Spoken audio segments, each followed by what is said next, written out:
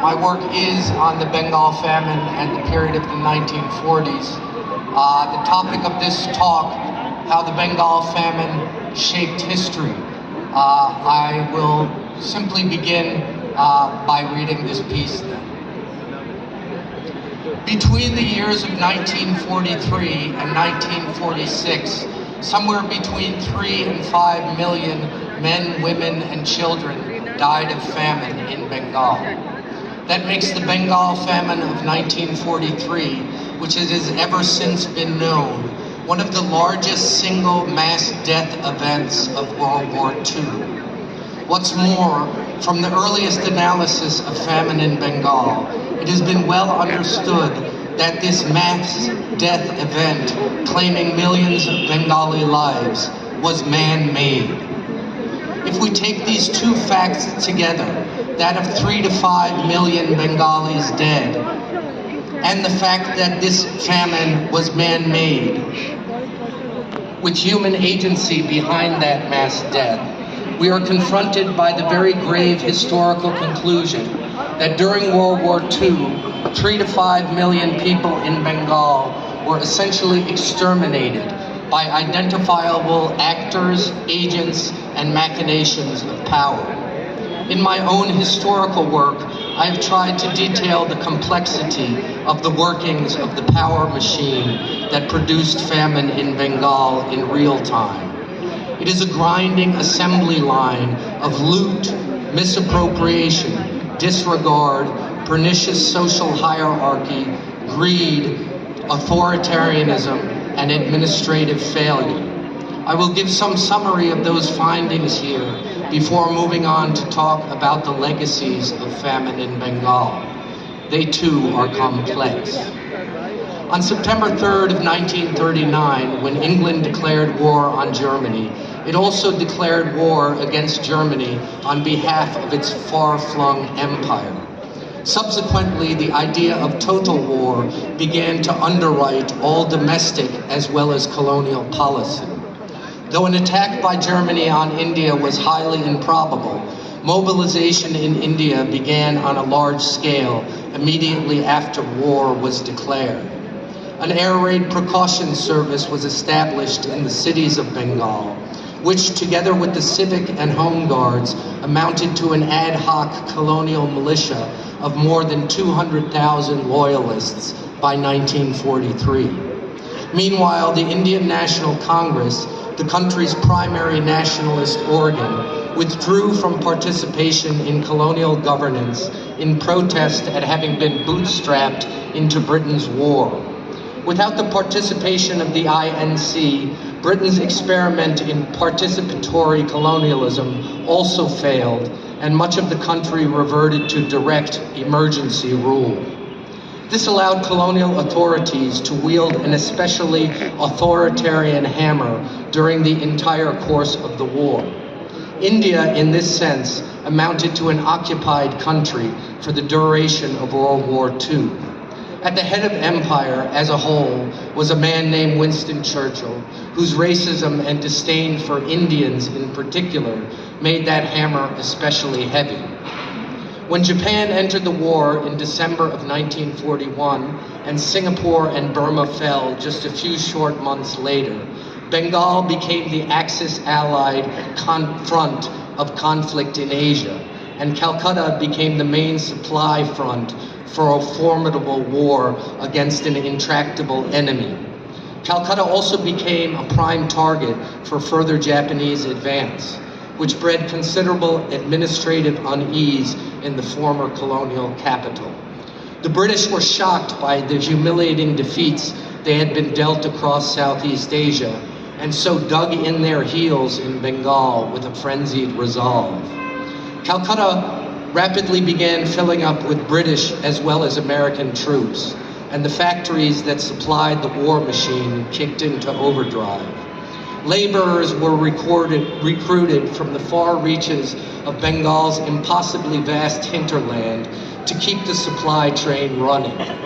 Meanwhile, the province of Bengal had been labeled a dangerous area, and the Essential Services Act made it a punishable offense for factory or dock workers to leave their jobs in the event of bombings or an enemy attack. But as the rhetoric of defense escalated further, military protection of the all-important city of Calcutta remained minimal at best. The plan then that the colonial government did come up with, in lieu of actual military preparation, amounted to a scorched earth campaign in Bengal, the denial scheme as it was called. The first measure of the denial scheme was to confiscate all the so-called surplus rice in coastal districts so that Japan could not appropriate food provisions in the event of an overland attack on Calcutta. Towards this end, government agents appointed through political and commercial channels, backed by law enforcement and military, went into the countryside and snatched up all the rice that could be found, paying whatever price they deemed appropriate, and wreaking total chaos on existing market structures in the process.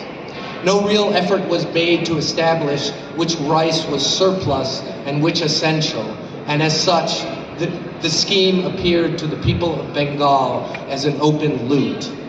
Agents also operated freely outside the denial zone itself. The rice swept up in denial would, ostensibly, be used to feed industrial labor in Calcutta. But much of the rice removed seems to have been hoarded in private warehouses or shipped out of Bengal in record exports, leaving the province just at this time. After rice denial, the colonial regime moved on to a scheme of boat denial. The idea here was to deny potential Japanese landing forces the opportunity of appropriating local conveyance in the advent of an advance on Calcutta. The Delta of Bengal is one of the most complex waterways in the world, and the country boats of Bengal represented the essential form of transport across much of the province. During the denial scheme, in the period of a few short months, a total of more than 46,000 boats were requisitioned for military purposes, sunken, destroyed, or otherwise removed from service, crippling the riverine economic infrastructure of deltaic Bengal. Subsequently, as life in the districts began to deteriorate without local transport, those who had fled Calcutta months earlier in fear of Japanese attack began straggling back into the city in search of increasingly scarce resources. Accordingly, the needs of the city, already serving as a war base for many hundreds of thousands of Allied troops, escalated still further. Then, on December 20th of 1942, Calcutta was bombed for the first time by Japanese aircraft. Panic gripped the city. Singapore and then Rangoon had withered under Japanese attack, and evacuations had been chaotic and humiliating. Most alarmingly, when Calcutta was bombed, rice merchants and large stockists, many of whom were Marwaris with roots elsewhere, fled the city for safer harbors, even while the colonial government had to keep the war machine functioning. Nervous of their access to rice for industrial laborers and the military in and around Calcutta, government agents broke into shuttered private warehouses and requisitioned all the rice that they could find. 2/3 of the duly declared rice stocks in Calcutta were summarily seized, and in the process, this very influential and well-connected Indian merchant class of Calcutta was deeply estranged from the colonial authority.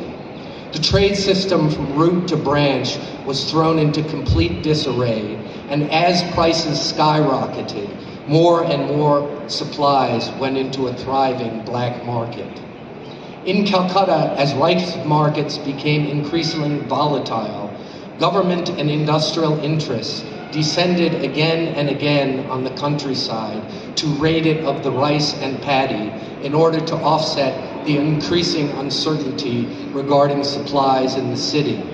There is considerable historical evidence to confirm that speculative hoarding by these same conjoined forces, industrial, governmental, and colonial, took place on a large scale, with jute and cotton mills, the railways, rice merchants, banks, large landholders, and tea gardens purchasing large stocks of rice from all over the province and removing them to Calcutta or otherwise withholding them from markets. This dynamic struck markets to the core, panicked householders, and was a primary cause of the meteoric rise in prices across the province, which in turn was a primary cause of famine in Bengal. The industrial interests of Calcutta in particular exercised tremendous influence on price and market policy, with important members of this same community sitting on the Viceroy's Executive Council in Delhi. These interests were both British and Indian alike, with chambers of commerce being operated by the likes of Edward Benthal and G.D. Birla, respectively. This aspect of industrial appropriation through military and governmental auspices and hoarding and speculation by big business interests has to be identified as another primary cause of mass death in Bengal. At the very advent of the war, the British had enacted an excess profits tax to fund the war effort and to curb profiteering, a well-understood byproduct of wartime industrial booms across the planet. Excess profit taxes had been enacted in Britain as well, and in many countries around the world. It had been during World War I, in fact, that the Indian industrial houses had gained their first foothold on the GDP of India. Through a cornering of jute markets in particular, the future industrialists of India had made enormous profits in commodity speculation, paving the way for their entry into Indian big business. Unsurprisingly then, the enactment of an excess profits tax at the advent of World War II was reviled by this same community. They lobbied the government of India fiercely, and in August of 1942 succeeded in getting a provision to write off food grains purchases against the excess profits tax. Shortly thereafter, a Bengal Chambers foodstuff scheme, as it was called, came into effect, and the various chambers of commerce began large-scale purchases in the countryside. Their constituent firms, meanwhile, continued to purchase on their own accounts. It actually behooved them to purchase at high prices as a further hedge against the excess profits tax, which drove prices up still further. The fear of Japanese attack, the entwined interests of industrial profits and colonial government, and the mania to keep war production at a fevered pitch led to repeated schemes of appropriation in the countryside that partnered commercial, colonial, and military interests in fleecing Bengal of rice. Citing the increasingly scarce supplies in open markets as more and more rice was removed therefrom, the mantra of feeding Calcutta at all costs grew ever louder. And it must be noted, all this time it was the provincial government, not the industrial firms themselves, that was supplying rice at control shops for industrial workers in Calcutta, who numbered approximately 600,000 at this time. All things considered, not a large population to feed. After the airstrikes of December 1942, as I've mentioned, government broke into warehouses in Calcutta and seized the rice of important merchants who had fled the city. They, in turn, threatened to break down in war manufacturing if free and unobstructed access to rice markets was not allowed. That was granted in early 1943, and the various chambers of commerce, as well as their constituent firms, again in partnership with colonial governance and its military backing, raided the countryside for rice. Where all this rice was in fact going is not entirely clear. What is clear is that by the time it was released onto open markets in early 1944, it was rotten. In any case, by mid-1943, the price of rice was, in some places, 40 times the indexed level of 1939. Starvation was already decimating the countryside, and a tremendous upheaval of the poor of Bengal was already underway. Starving people began descending on Calcutta, this city of plenty, in their tens and then hundreds of thousands. They died on the streets, choked back alleyways, and rent the air with their desperate pleas. Pando! Pando! Bachao! Ma! Pando! They were begging for the runoff of water from cooked rice in the established households of Calcutta. In the villages, they died in their hundreds of thousands, unheard. Bodies floated in canals or were torn apart by wild dogs in abandoned fields. All this time, it should be said, record profits were continuing on in Calcutta. And in London, Winston Churchill was manipulating the War Cabinet into rejecting every petition for food imports into India. Meanwhile, the streets of Calcutta were being policed by ARP, and starving Bengalis were being rounded up by main force and removed to concentration camps that gave less calories per day than were being given by the Nazis at Buchenwald, even as large stores of rice were rotting in corporate godowns. Famine is in some sense the most poisonous and pronounced decantation of power in its ugliest form. It is a thoroughgoing and complete dehumanization that has no analog. At the point of starvation, a body does not simply wither up and die. Rather, starvation is a complex battle of forces that excoriate, deform, and eventually annihilate the bodies and minds that it is allowed to prey upon. It is a humiliating, indecent, and relentless process of deterioration, organs failing one by one, a host of opportunistic diseases taking root, and madness often accompanying. The reduction of people to starvation through man-made processes and policies is, in some definite sense, a concretization of a differential value accorded to different strata of human life by the power structure itself. It is the ultimate exempling of existential difference. If, as according to colonial pretension, for instance, these colonized people are weak and beggarly, if they are incapable and scurrilous, there is no more pronounced argument towards this end than to actually reduce a whole population to pleading skeletons, dying without marker or name. That is famine. It is the very imprint of authoritarian power on human bodies. The focus of this talk, however, was to be on the way that the Bengal famine shaped history. That existential argument of life and death and the value accorded to differentiated communities accordingly is a good place to start. In Bengal, the very depopulation of whole villages, the loss of lands, the uprooting of tens of millions more by hunger, for those masses, famine is not an event that has ever been resolved. And famine for those same many millions, and now their descendants, only continues on at a lower grade. Their struggles have been material, intergenerational, and unending. In the years immediately following the famine, there was an uprising among sharecroppers, the community probably most deeply affected by starvation, which was put down with military force by the newly minted post-colonial governments of both India and Pakistan in Bengal. In that sense, the legacy of famine is written into an order of state authority that will disallow a revolution of structures which could go some way towards a rectification of the mechanisms of power that cost the lives of millions of Bengalis.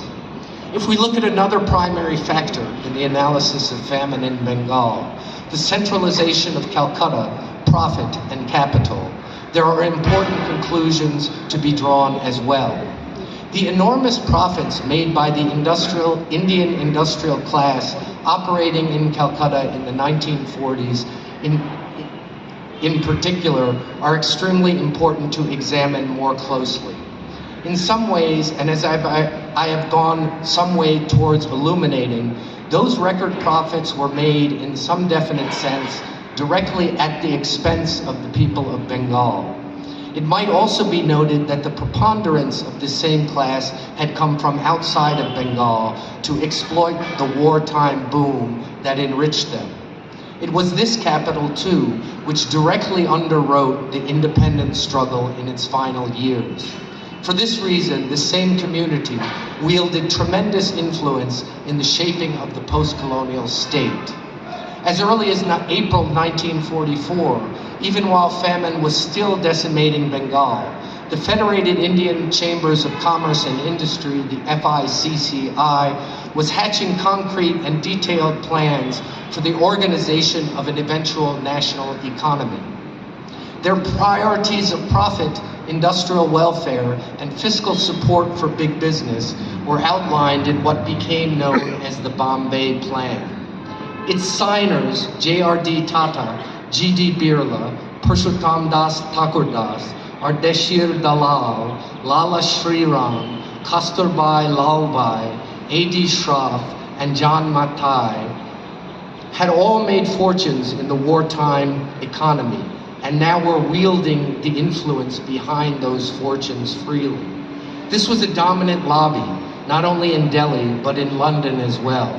Calcutta-based industrial tycoon and financial titan G.D. Birla in particular operated as a go-between between the Indian National Congress and British parliamentarians throughout the transfer of power. At the heart of the Bombay Plan was an initiative to see a 500% increase in industrial production in the first 5 years of independence. Meanwhile, despite continuing famine, the plan penciled in suggestions for a measly 130% increase in agricultural production. In addition, the plan for industrial increase at the expense of agricultural increase was to be financed by what were called sterling balances, owed to India by Britain in relation to its unpaid accounts for war materials and personnel during World War II. It was essentially a deferred Lend-Lease program with India begun at the beginning of the war. That IOU, by the end of the war, stood at 1.2 billion pounds, equivalent to about 50 billion pounds today. That India had to foot the bill for a significant percentage of Britain's war effort in Asia was a direct and primary cause of the overall crippling inflation that had impoverished hundreds of millions across India and had led to mass death in Bengal. Those sterling balances were, in that same sense, blood money. The authors of the Bombay Plan, however, though they themselves had become unimaginably enriched in that same economy, and in fact had made their fortunes in that same borrowed currency, apparently saw little irony in now claiming this famine money too as their own. Although the Congress left was advertising a socialist-style post-colonial economy, their own planning was ineffective. The Indian National Congress was riven by ideological acrimony, and big business interests remained at the table throughout the planning process, wielding tremendous influence in the sphere of the economic planning that would determine the structure of post-colonial India. In the end, and as according to eminent historian Aditya Mukherjee, the National Planning Committee's proposal was in no way fundamentally different from the Bombay Plan.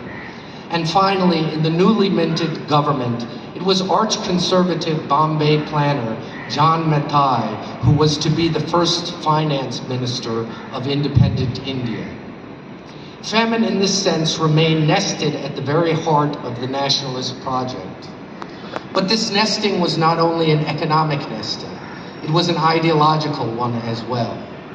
The constellations of corporate power and Hindu nationalism that are everywhere apparent in India today can be seen to have definite roots in the period of war and famine.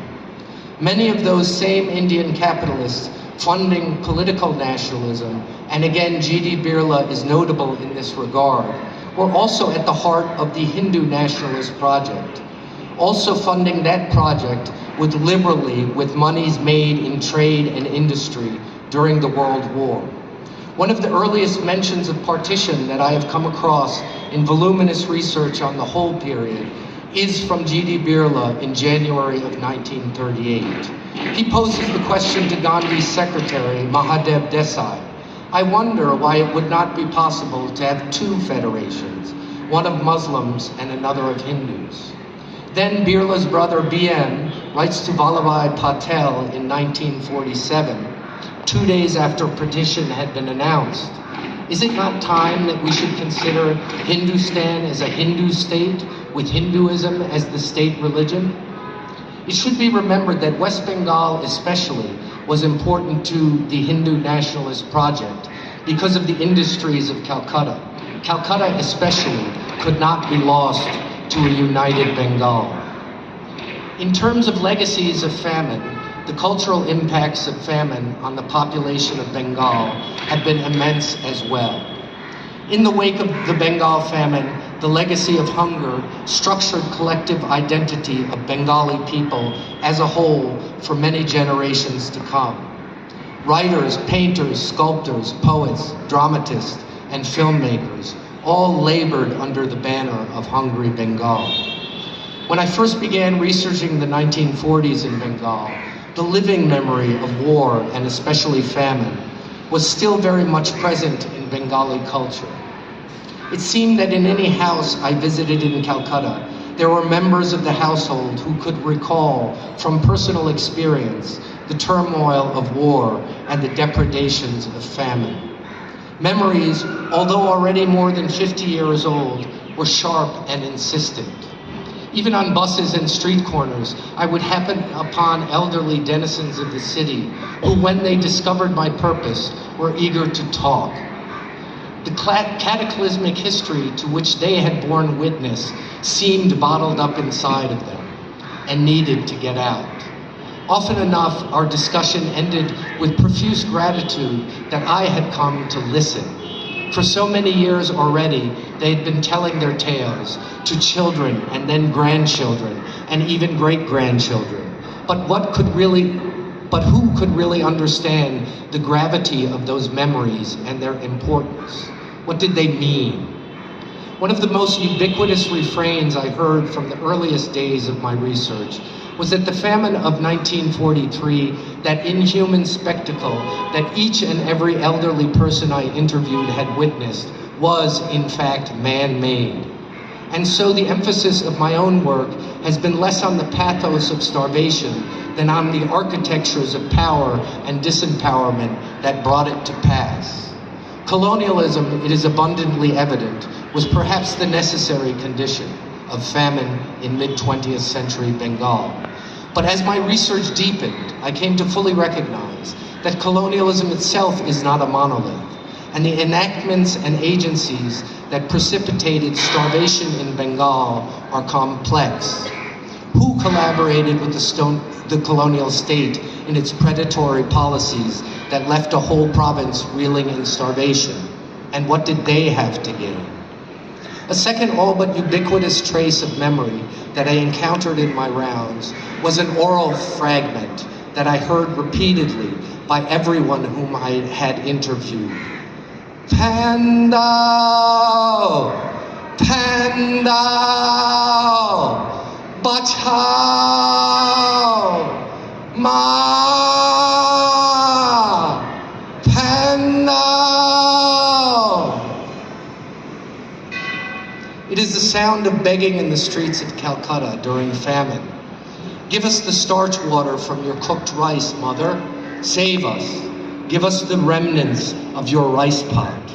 It is the voice of starving villagers who flooded the streets and by-lanes of Calcutta, wretched and skeletal, covered in sores, many dying within days of arrival, or being rounded up and disappeared by authorities in the dead of the night. I've heard their voices over and over again, theatrically enacted by dozens of middle-class survivors of that period. Questions concerning the manufacture of famine are essentially empirical questions. The questions that this second trace of memory elicit are, if anything, still more complex. Why did these starving and wretched villagers dying on the streets of Calcutta only beg for rice water?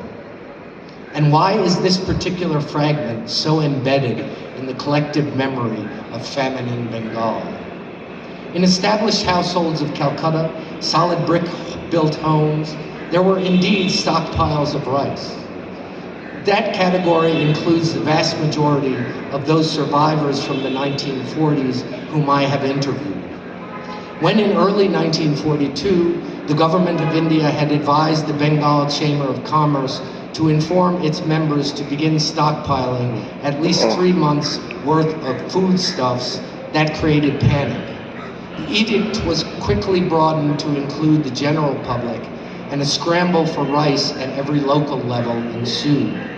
Only in established households in Calcutta were there the kind of connections and resources necessary to make large purchases of food stores. In many houses, there were stocks sufficient for 6 months and more. What does it mean to be asked for only rice water when you're sitting on a small mountain of rice? To what extent does your own fear of survival inform that wretched and minimalist plea? In a number of the interviews I conducted, people recounted very individualized depictions of death by starvation, day by day. A wretched woman to whom one's father had given cooked food only the day before she died. Did they only beg for pan because that is all that women could give, overseeing the cooking, but certainly not the supplies? Is that eerie memory of those dying voices a gendered memory as well? And in a more general sense, what does it mean to live out your survival in direct and face-to-face confrontation with the fact that your survival is in direct contrast to this other person's annihilation? In the pathos with which that phrase is recanted by survivors of the 1940s, is there also the sadness of an unspeakable guilt and helplessness? Bombs were falling on the city. Anything could happen. Had fear throttled charity to the extent that nothing more could be expected than famine? These are, in a definite sense, moral questions.